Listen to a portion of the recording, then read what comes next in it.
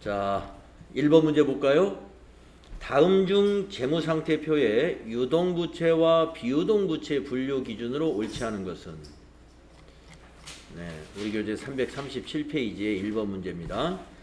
자, 우리가 부채를 공부할 때 유동부채와 비유동부채 구분해서 공부했죠? 먼저 유동부채 먼저 공부했고 그 다음에 비유동을 했단 말이에요.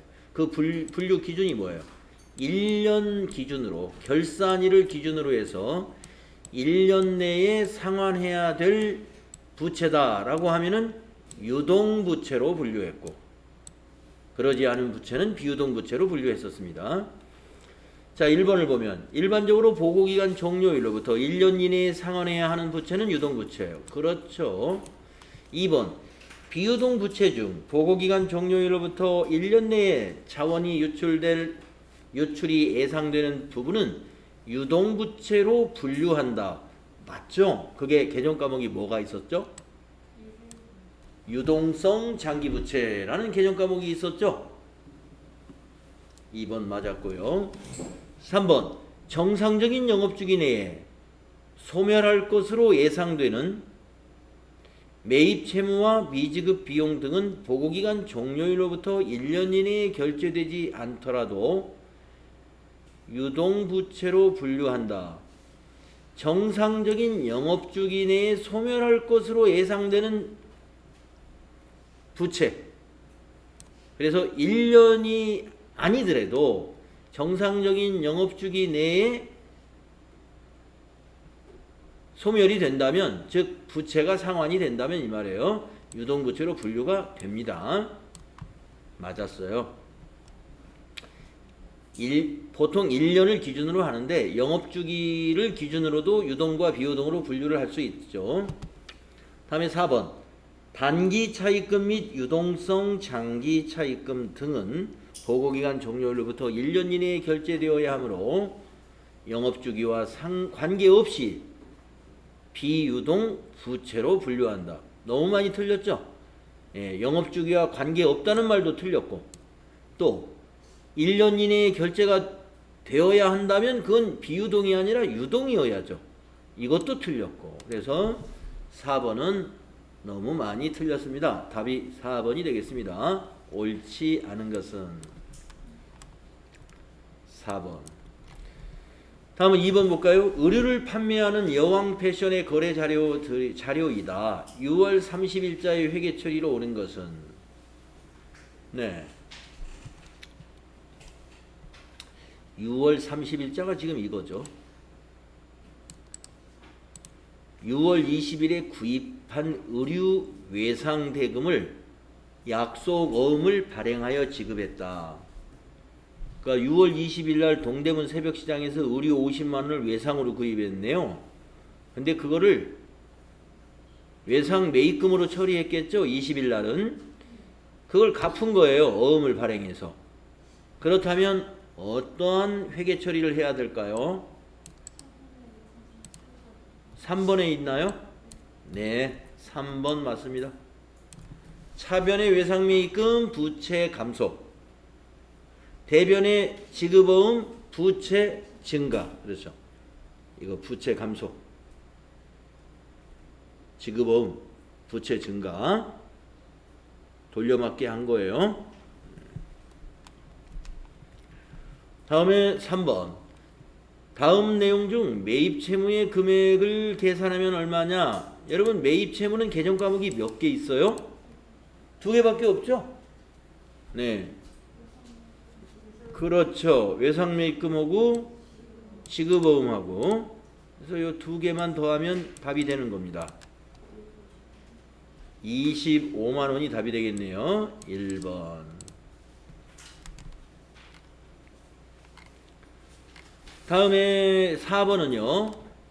총계정 원장을 보고 거래를 추정한 것으로 옳지 않은 것은? 우리가 이게 총계정 원장을 보면 거래를 추정할 수 있죠. 자, 외상 매입금이니까 이게 부채입니다. 부채는 대변에서 증가하죠. 네, 부채가 100만 원이 왜 증가했느냐? 상품을 사왔대요. 7월 12일 날. 네, 외상 매입금 이거 발생한 거예요.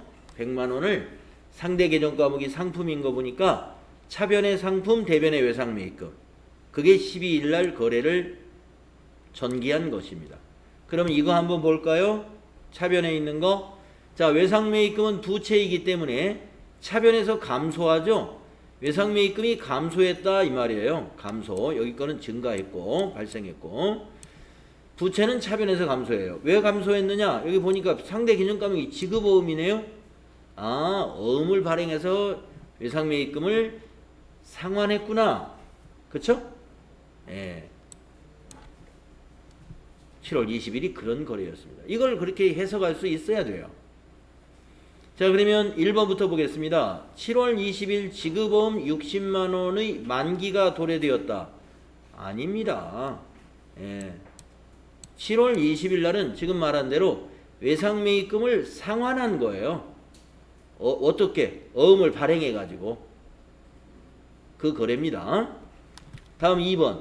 7월 12일 상품 100만 원을 외상으로 매입하였다. 이거 맞았죠? 예, 가면서 옳지 않은 거니까 답이 1번이네요. 예, 이미 답은 나왔네. 옳지 않은 거. 네. 2번은 맞았습니다. 3번은 맞았겠죠? 7월 20일 외상 매입금 중 일부 60만 원을 약속어음 발행하여 지급했다. 그렇습니다. 그겁니다. 4번도 맞았겠죠? 7월 말 외상 매입금 잔액은 40만 원이죠? 예, 12일 날 100만 원 발생했다가 20일 날 60만 원을 상환했으므로 40만 원 잔액이 남아 있는 겁니다. 예, 1번만 틀렸어요. 다음 5번. 다음의 내용에서 기역, 니은의 대변에 해당하는 개정 과목으로 알맞은 것은 기역과 니은의 대변. 네, 그러면 한번 이걸 분계를 아예 써보죠. 우리는 분계 연습을 할 겸해서 대변만이 아니라 차변까지 우리는 다 한번 알아보겠습니다. 자, 기역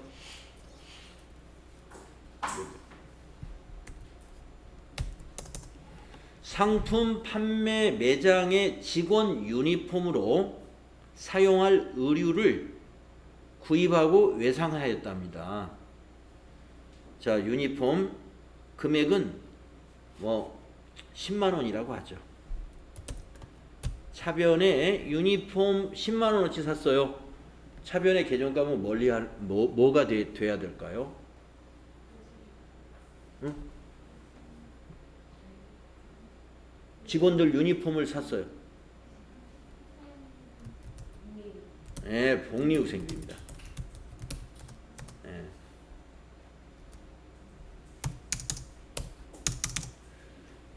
회사가 직원들에게 그 유니폼을 입는 회사가 있죠. 유니폼을 입는 회사가 그냥 줍니다.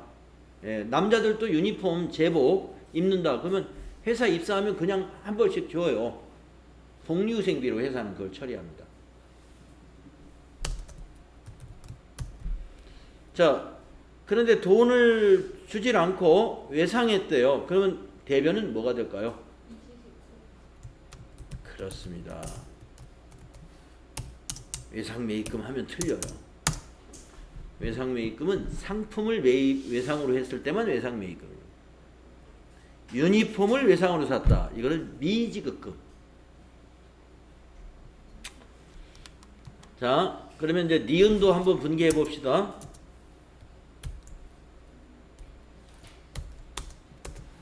고객들에게 판매할 의류를 구입하고 외상하였다. 차변이 뭐가 될까요? 그렇습니다. 상품 10만 원. 판매용 의류를 상품이라고 그러죠? 대변은 뭐가 될까요? 이것이 외상 매입금입니다. 네.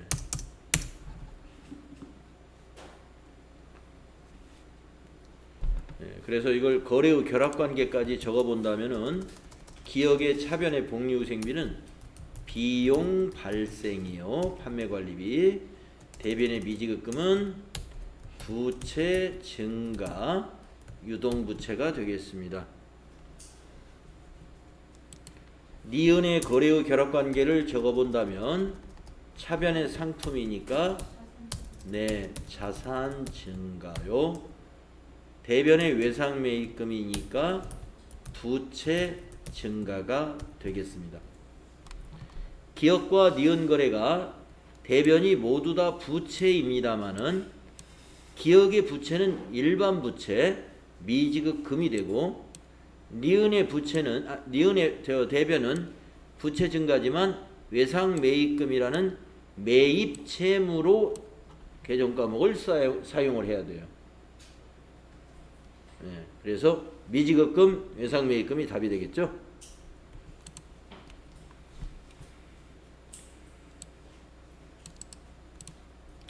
다음은 6번. 외상매입금 계정의 차변에 기록되는 거래로 옳은 것은, 자 아까 여기 이 문제에서 4번 문제에서 외상매입금 계정에 차변에 기록되는 건 뭐였어요? 감소. 외상매입금을 상환할 때 차변에 기록하는 거예요. 외상매입금이 발생하면 부채니까 대변에 기록하죠. 이건 차변에 왔다는 건 외상매입금을 상환한다. 갚았다 이겁니다. 자, 외상매입금 차변에 기록되는 거래에 옳은 거 4번이죠? 이게 상환한 거잖아요. 상품 외상매입대금을 보통예금에서 이체했다. 갚았다 이 말이죠? 예. 그것이 외상매입금 차변에 오는 겁니다. 1번은 외상으로 매입했으니까 외상매입금 대변. 1번은. 2번은 외상매입금하고 관계가 없어요. 비품을 외상으로 매입했으면 미지급금의 대변. 3번은 상품을 매입하고 어음을 발행했으면 이것도 외상매입금하고 관계가 없어요. 지급어음의 대변. 3번은 지급어음의 대변이죠. 그래서 4번이 맞다. 다음 7번. 상품 매출을 계약하고 상품 인도 전에 계약금을 수령하는 경우에 대변에 무슨 계정 과목 쓰죠? 계약금을 수령하면. 그렇습니다. 선수금, 대변의 선수금. 유동부채에서 공부했죠. 다음 8번. 다음 대화 내용을 보고 밑줄 친 부분에 해당하는 개정 과목으로 옳은 것은, 밑줄 친 부분을 한번 보겠습니다. 근로소득세와 지방소득세 그리고 4대 보험료 관련 직원부담금 제외. 우리가 이거 급여 지급할 때 공제하는 거잖아요. 뭐죠 이게? 네, 예수금이 답입니다. 2번 예수금. 대변에 예수금 이렇게 입력하게 되죠.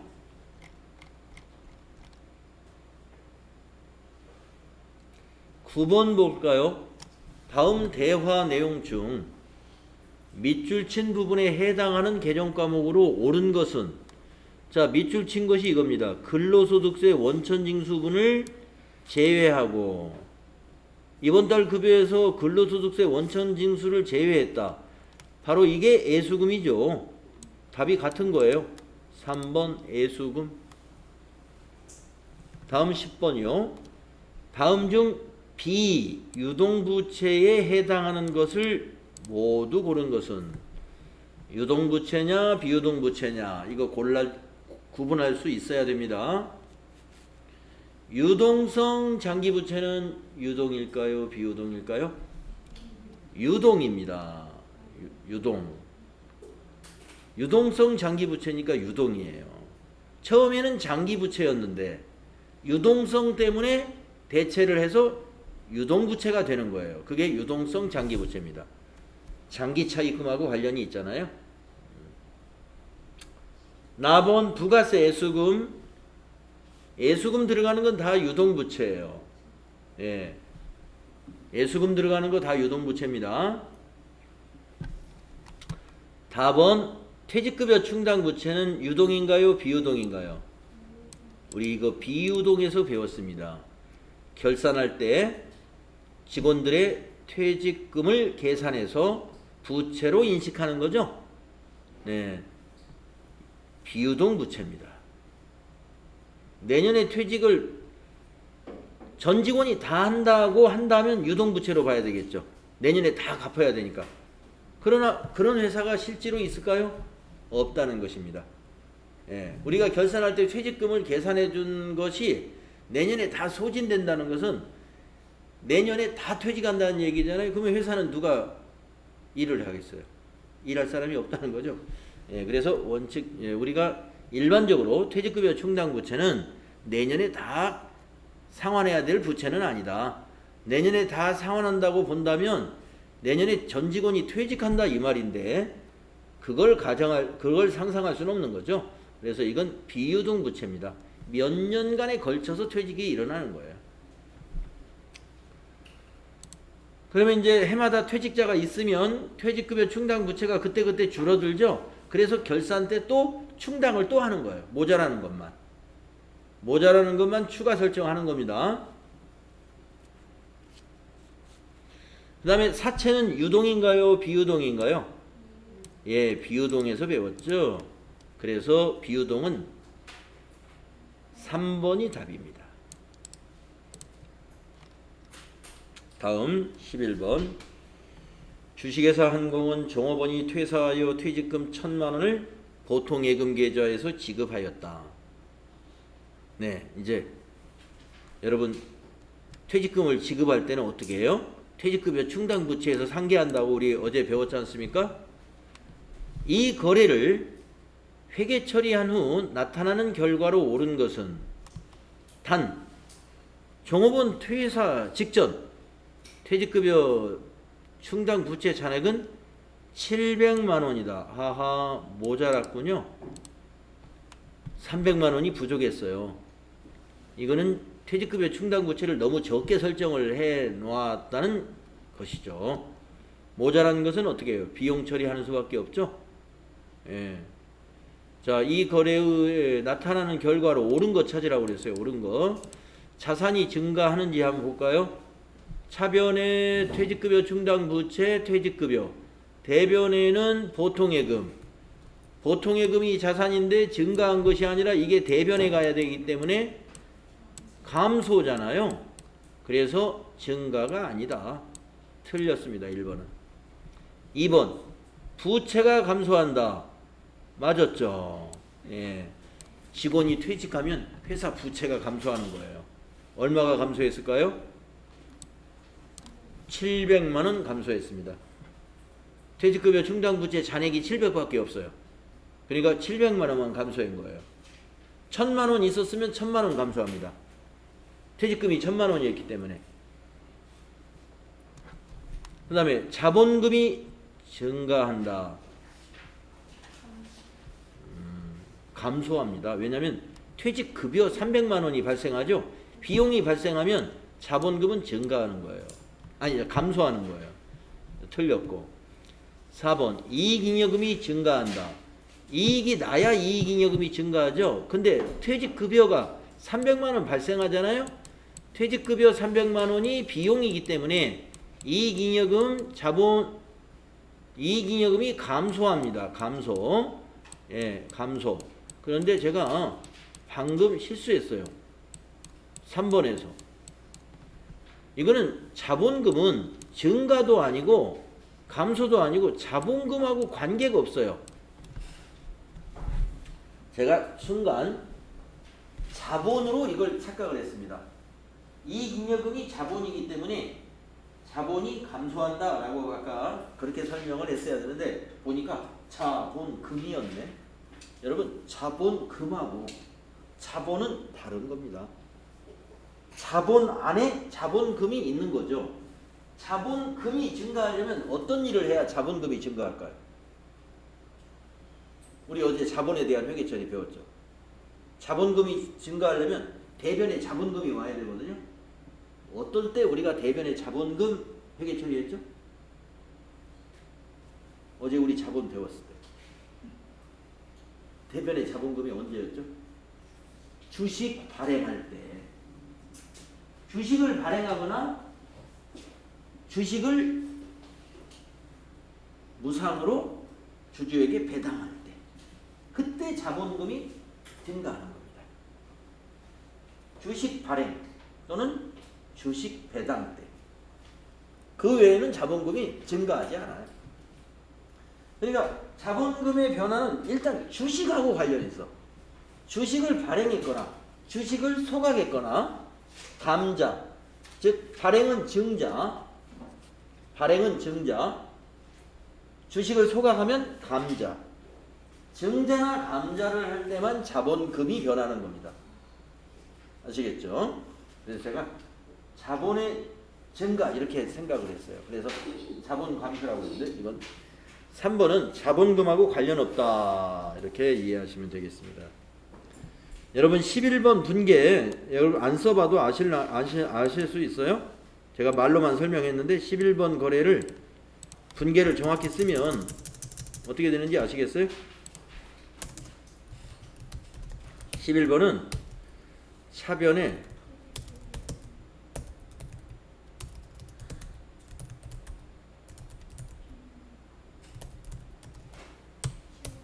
네. 700만 원이 이게 부채 감소고요. 그래서 직원이 퇴사하면 부채가 감소한다 이 말이죠. 모자라는 300만 원은 비용 처리합니다. 퇴직 급여라고 하는 판매 관리비예요. 비용 발생했고요. 그리고 대변은 보통예금이에요. 보통예금 1000만 원. 보통예금 대변에 가면은 자산의 감소죠.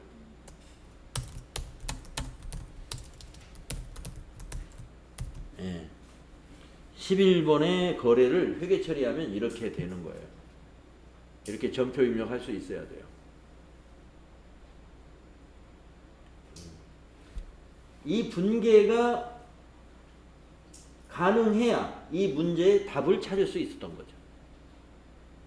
그죠?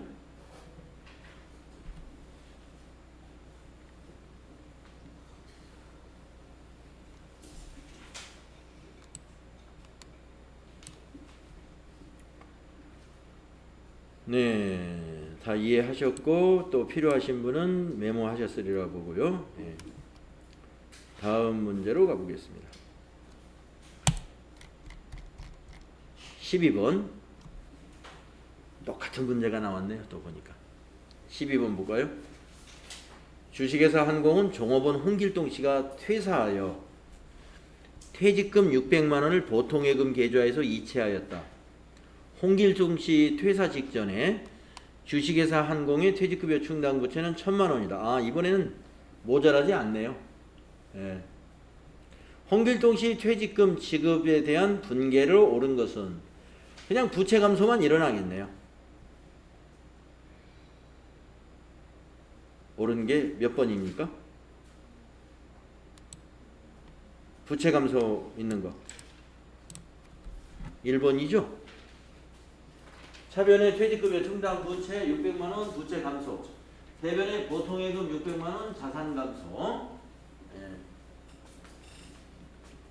1번 맞습니까? 네. 퇴직금 지급 시 회계 처리 잘 알아두십시오. 11번과 12번 요 두 문제만 이해하면 퇴직금 지급 시 회계 처리 다 아는 거예요. 둘 중에 하나예요. 퇴직금 지급 시 회계 처리는 이런 경우가 있거나 아니면 이런 경우가 있거나. 다음 이제 자본 문제로 넘어갔네요. 다음 중 자본에 대한 설명으로 옳지 않은 것은 이랬습니다. 1번 자본은 기업의 자산에서 부채를 차감한 후 자녀 지분을 나타낸다. 맞죠? 네.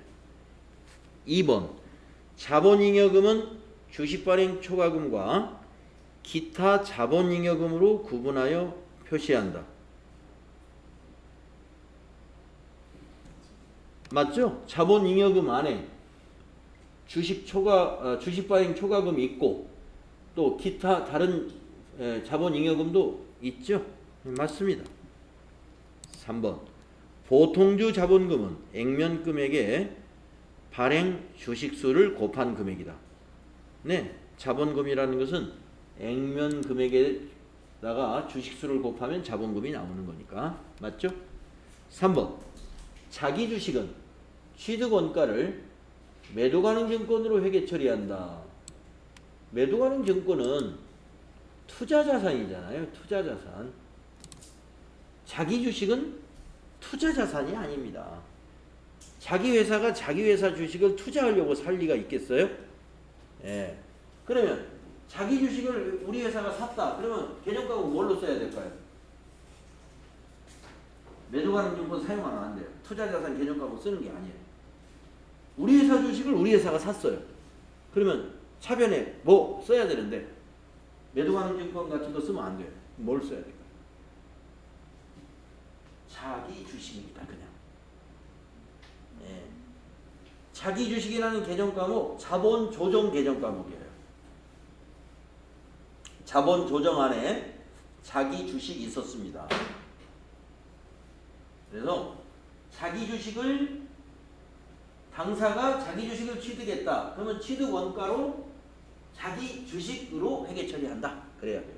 자기 주식으로 회계 처리한다.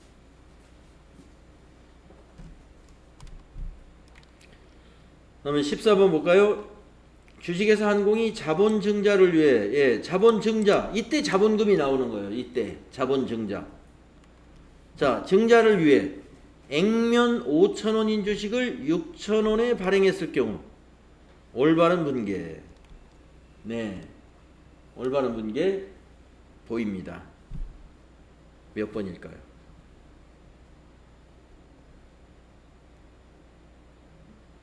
5,000원짜리 주식을 6,000원에 발행했습니다. 현금 발행했어요. 현금으로. 몇 번일까요? 예, 1번입니다. 1번. 언제나 자본금은 뭘로 기록해라? 액면가로 기록해라. 이거 절대 잊어서는 안 돼요. 예.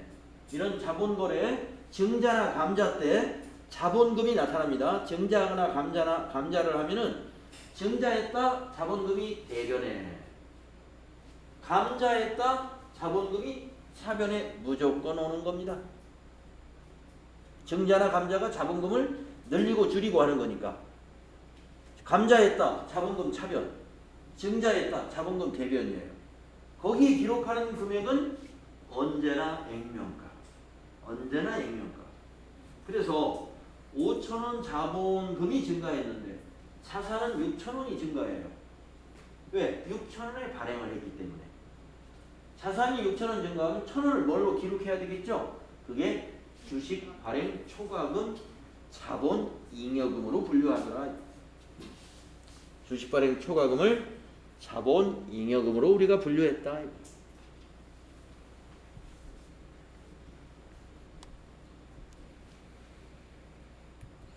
다음에 15번.